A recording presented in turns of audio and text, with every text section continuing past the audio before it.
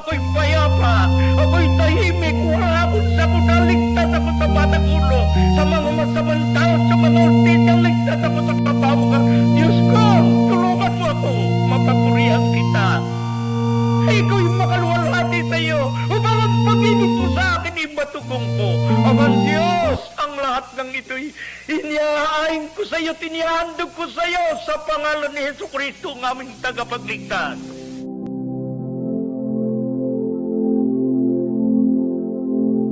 Sa panahon ng pangangaral ng kapatid na Felix Manalo, noong sila ay nabubuhay pa, ay maraming pagtatangka sa kanyang buhay.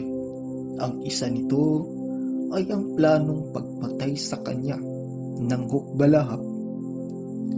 Ang hukbalahap o hukbong bayan laban sa Hapon ay isang komunistang grupo na naniniwala na walang Diyos. Noong August 15, 1945, planong tambangan ng mga Hawks ang kapatid na Felix Manalo sa San Antonio, Lubao, Pampanga. Subalit habang papunta sa serbisyo, ang kapatid na Felix Manalo ay nagkaroon ng aksidente sa paa habang bumaba sa hagdanan. Kaya hindi sila tumuloy sa pupuntahan. Matagal na nag-abang ang mga Hawks, ngunit walang Felix Manalo ang nagpakita sa lugar kung saan tatambangan nila.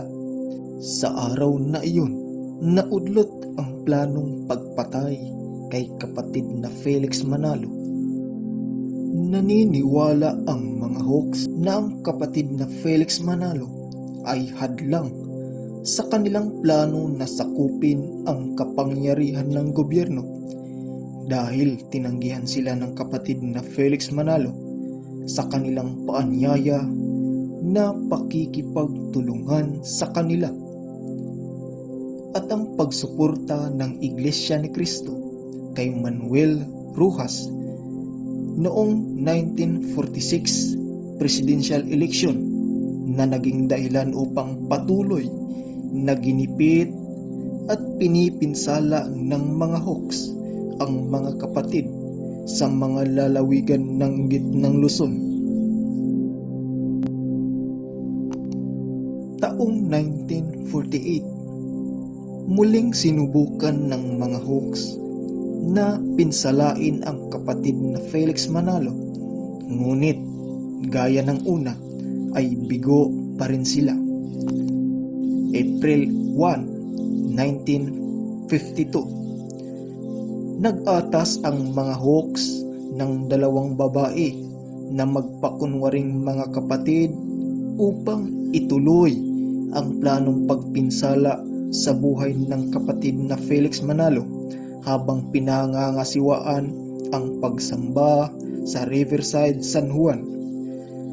Sa panahon ng pananalangin ng kapulungan, ang dalawang babae ay kumuha ng kanilang baril upang paputukan ang kapatid na Felix Manalo.